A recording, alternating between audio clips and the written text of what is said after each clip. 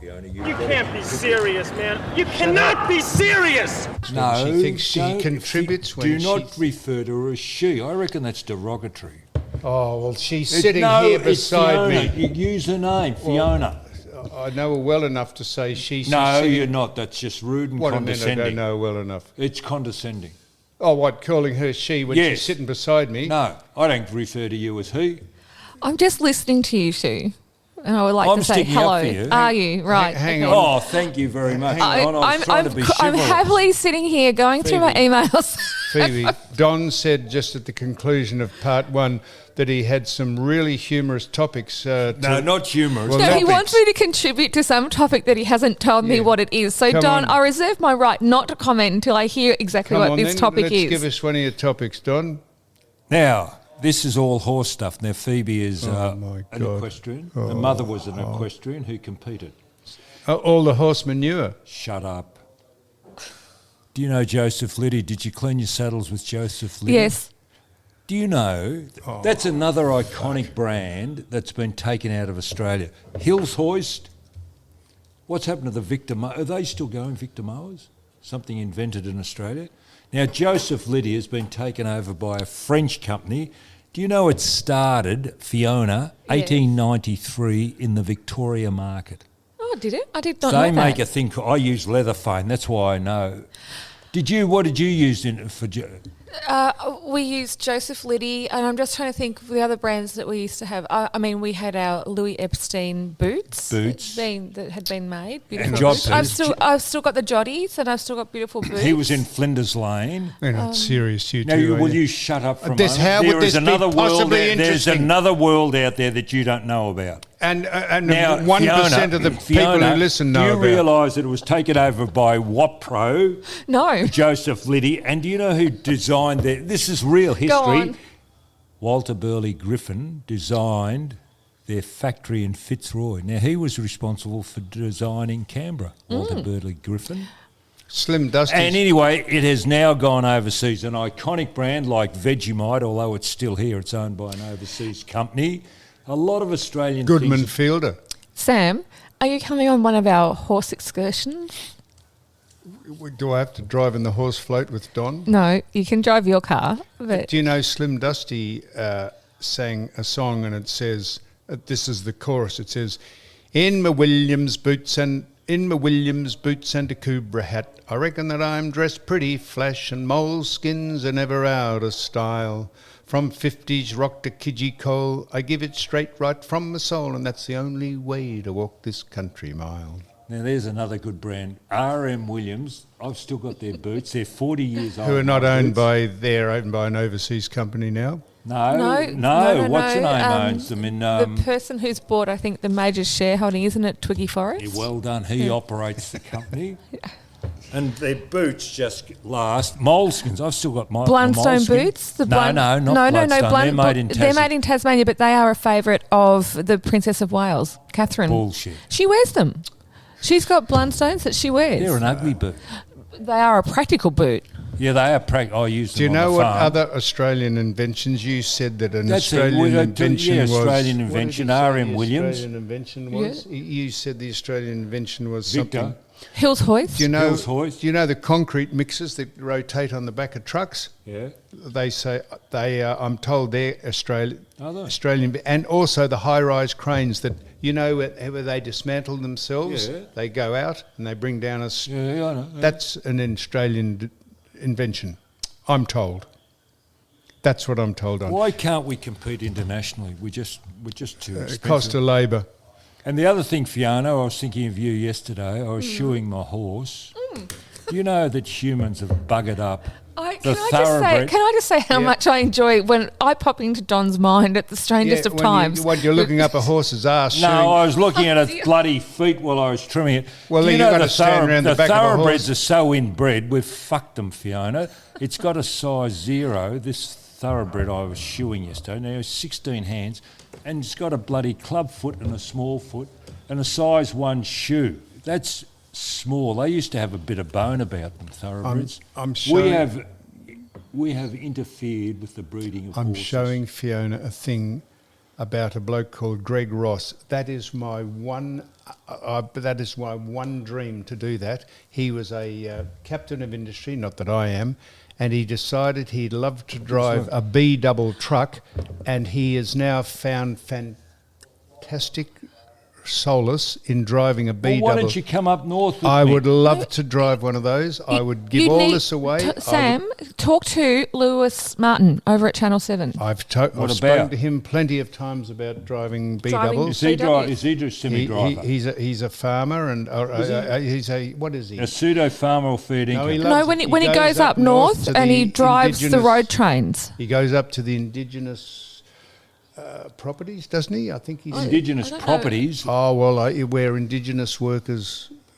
I don't know anything about that, but he drives road trains when he goes up there, and he's extremely capable behind the wheel. Don, if for 2 bits, I would sell everything I've got, buy a big road double, a big B double, and drive it back to Perth, backwards and forwards. I'd love it.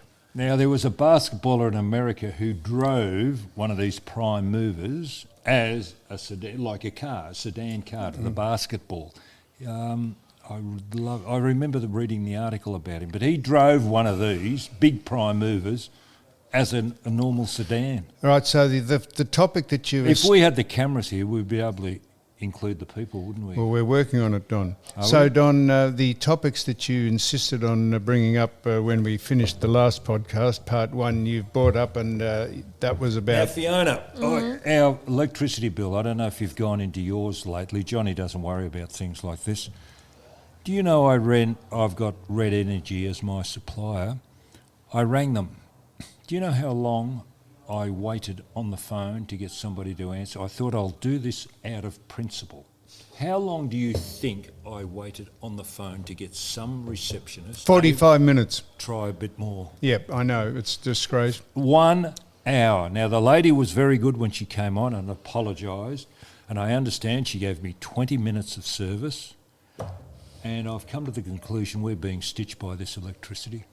Do you know it's costing $1 a day to have the power connected to your property? $1 a day. Well... No, that's just for the power. Then that's for the service. Then you've got to pay for your electricity on top of that. And could I... And the discount that they're giving of $87 doesn't come off the actual power you use. It comes off the service fee. Do you realise... So who's getting the money for the service that goes to our property? Now, on my property, I've got 2 services coming in, one for the dam, one for... And I'm paying $600 a year for that right. And do you realise why the power bills are going up? It's all to do with the ridiculous push for climate change and renew... How do you work that? I'll tell you how I work that, Don. You don't realise what people are doing to you until you pay attention. The hoax and the fraud that is the climate change and the global warming activists. Climate is changing, but it has nothing to do with the people. Is it changing or is it evolving? The climate is changing. No, I'd say evolving. The climate is changing, Don.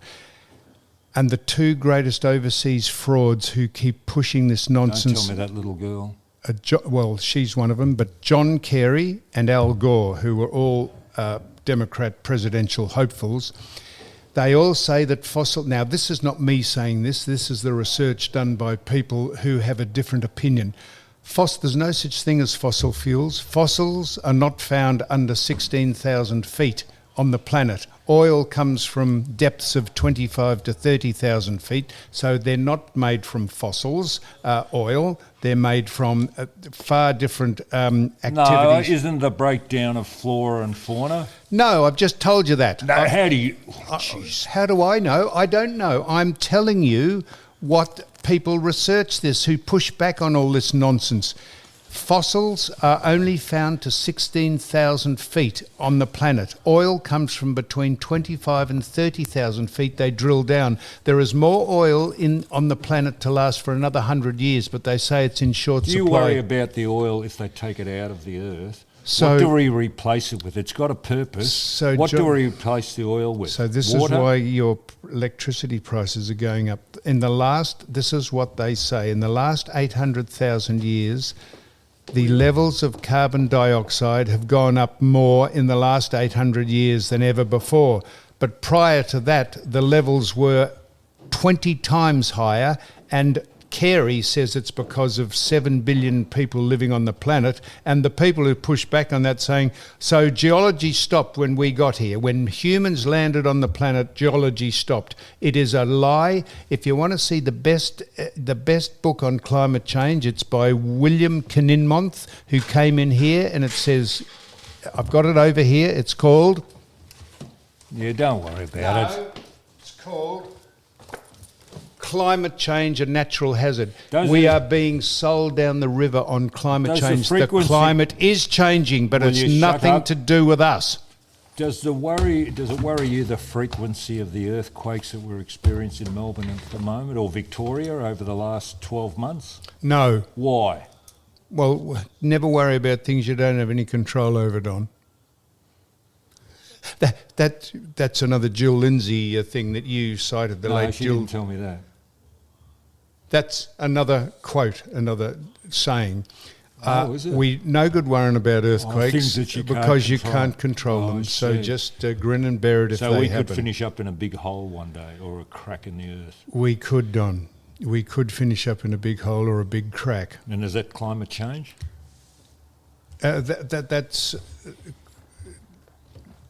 Hey, listen, that's not climate change. Climate change is about the atmosphere. Okay, but we're being sold, it's the nonsense they carry. An electric vehicle, all the stuff made, it is absolute nonsense, and it's just a push for money for all the people who stay in government jobs. Saliva everywhere. You're spraying saliva everywhere. That's why your electricity bill is going up. Renewable energy is absolutely so far off being able to power all the needs in industry that we need. And why... Now listen, talking about weather, do you think weather has an effect on our mental state? Let's hope it has an effect on your mental state. Because I reckon suicides go up in winter time. Now today is a beautiful winter's day. The sun's shining through the glass. Yesterday afternoon was fantastic. You just reckon this, do you? Have you got any data to back that up? It certainly affects me. I feel alive today because the sun's coming through. It has been shit weather, and they don't publicise suicides because they think it it could too. I'm not saying it's not a good thing, but I wonder how fragile people mentally get on through winter, and especially in Europe where they go to work in the dark and they come home at night. It's dark at 3 o'clock in the afternoon in England. I'm not trivialising this, Don, but can I ask you this? Have you sat down at home? Have you ever thought of... there's a helpline, Don, if you are thinking of snatching it. Like the last couple... I work outside. Now, the last couple of days, the weather's been shit. And it's been windy, it's cold, and it's unpleasant. That's affected you, has it? It has. And have you thought of ending it? Fantastic, because the sun's out. I just wonder how many people are affected by I'm asking you a genuine question. Yes. I'm not... have you actually thought that your future is futile, and you might go down the bay and pull a wave over your body? No. No, you haven't? No. Well, you seem to suggesting that you get down. I'm just saying how you feel down. I certainly do. When you can ring the helpline. I go to Queensland this time of year because the sun is out. Well, you haven't been to Queensland? Because the fucking truck. Don't get me going on the fucking truck. Well, that was your fault. You didn't register it. Oh, shit, I've been going since February you trying didn't to get re-register the fucking thing registered. You need someone to give you a hand. Like who? You. No, you need someone to run... You've hit my Achilles heel. Well, you need someone to... What? Well, why didn't you register the thing? Because you know what happens in Victoria now. You don't get a bloody sticker on your car, and I lost the letter, if you really want to know. You get a letter in the mail. I misplaced the letter. You haven't got a sticker on your bloody car, so you can't watch your registration, and it ran out. So there's the bottom line. I went to at the Arts Centre, I went to a birthday party for my young granddaughter, who's 4. Yes, I took her there. Isn't that overkill? Well, she went to a birthday party celebration, and while it was going, after a while, they said, we're going to now sing some tribal Indigenous songs, and they all had to join in. And then a man called Baker Man came and sang some tribal songs, and they started to brainwash the kids at the birthday party about... I've been to kindergarten. My granddaughter goes, and she's 3, or was 3. Yep. And they get up and welcome the bloody country at 3. That's right. So it's tell you what, the brainwashing continues and starts. And you know what the problem is? I think Who's our Baker teachers... Man? No, I think our teachers, they're too political. Really? I think they should be. Why do you think they'd be political, Don? I don't know. Because they sponsor the government. They provide money they donate money to the political parties, because the political parties sweet deal them by giving them pork barrelling them, by giving them great conditions and benefits. The other thing that's giving me the shits is watching ABC too, because I think that's very prejudiced. There should be a balance. It's the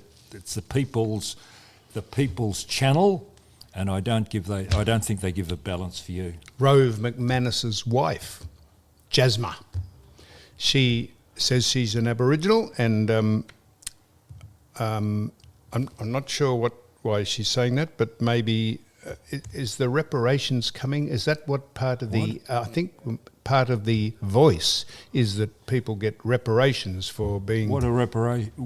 Getting paid compensation for being of a certain race. Why? Or because we people came here and made this country what it is, and they say they took the land off them. They should be paid for it. Not saying. Jasma says this, but just I noticed that she didn't look like an Aboriginal to me, but you don't have to look like an Aboriginal. You're going to have blood. Yeah, well, what? How much? That's another very good question, Don. I don't know how much. How do you test? There is a test. That's like that woman, Elizabeth Warren, said she was a Sioux Indian. Everyone in America's part of a Sioux Indian. She had 1/4000th part in her blood, and she claimed she was a Sioux Indian. So it just goes on. Someone's asked, so I was listening to a bloke sitting next to me at a function, and he said to his mate, he said, "What's the quickest way to get to the lake?"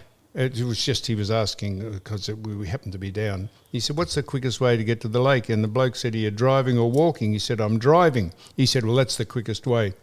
Did you find that humorous? That was an absolute, a legitimate conversation. He said, "Did you fall off the chair?" "What's the quickest way to get to the lake?" He said, "Are you driving or walking?" He said, "I'm driving." He said, "Well, that's the quickest way." Did you find that obscure, that answer to that?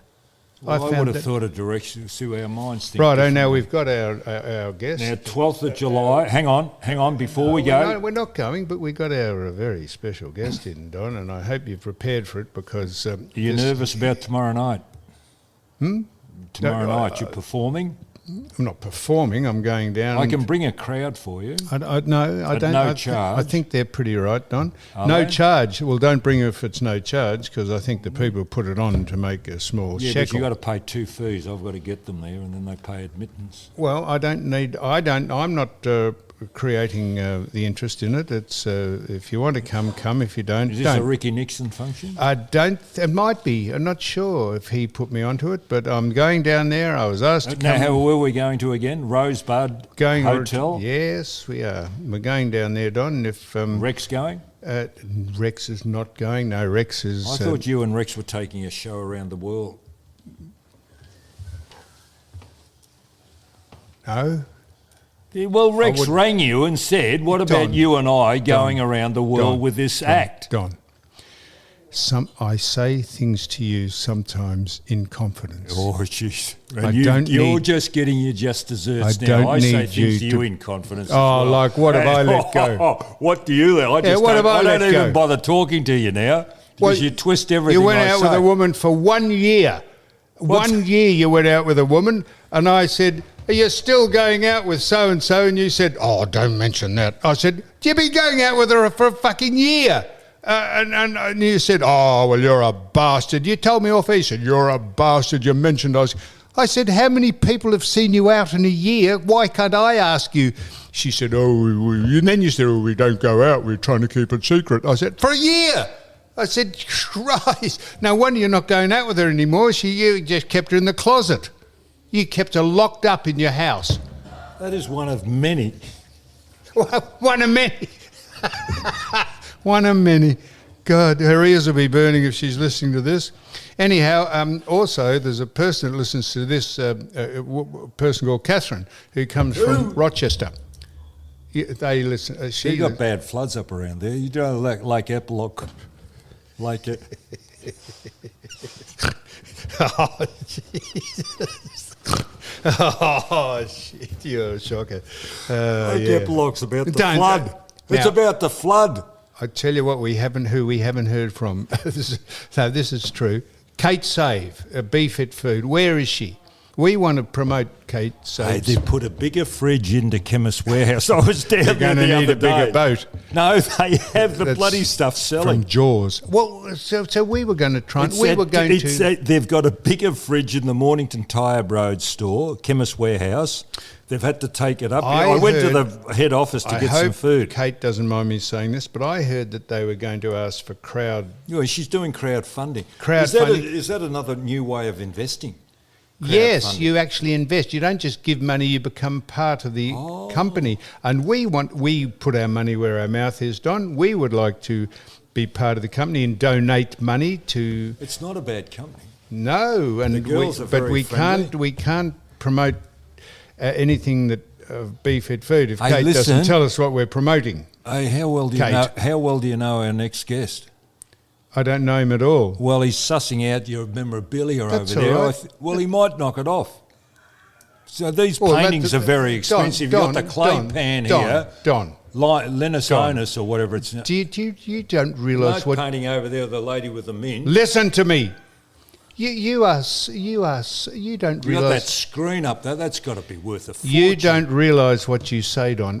Fancy in front of our guest saying that he might knock it off. Well, he looks suspicious. He looks suspicious. He's looking round bemused at your fucking stupidity. Your saliva's coming out of your mouth. And I'll tell you, when I introduce who our guest is, I would be very careful the next thing you say to him when he's actually... Well, who is it? Well, we're not. I'm going to tell you when we finish this segment.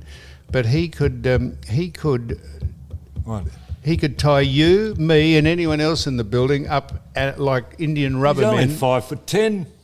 It's not the size of the man, dog in the fight. It's not the size of the fight, it's a fight No, in the it's dog. not the size of the dog in the fight. It's the size of the fight in the dog. Yeah, well, you had that around the wrong way then.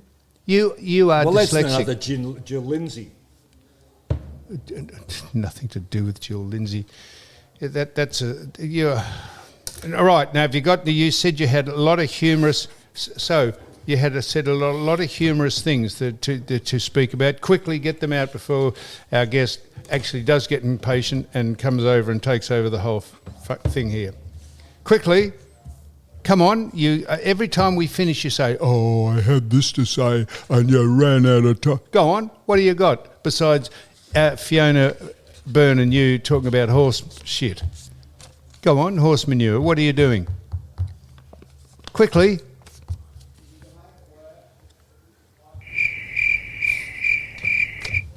No, I'm not. Is that it? You got nothing? That was attempted comedy, you fucking idiot. You could have done a lot with that. That's called a pregnant pause. Talking about a pregnant pause, I tell you who has given us the arse. I was waiting for the doc to ring in. Doc, I'm putting out now an all-points bulletin. Doc, we need you to... Don't be a suck. I'm sucking. You are a suckhole. I am sucking. I need the doc. Dr. Ben Fordham, MD. We need you on the pod, Doc. Phoebe went faint when she came in here and heard you weren't on. She's gone into a crumbling mess like a... Come on. Okay, shout-outs, that's it. We've done the whole thing. See, this is what's happening. I'm looking forward to our guest. When I leave the thing to you, when I leave the podcast to you, you said, after we finished off section 1, we came back to part 2, you said, I've got some very humorous things to say. You've given us a diatribe about horse stuff with Fiona, and that's it. You've given me nothing else. So, climate change, don't fall for that. Don't fall for the COVID crap, all the vaccines. So that's it. I don't think we can say anything else. And I'm going to Warwick Kappa's 60th on Saturday, and we're going to compare notes whether his was In bigger your than shorts? Who had the biggest dick. Was it Warwick or was it Ricky? So here we are. That's it. Thank you very much.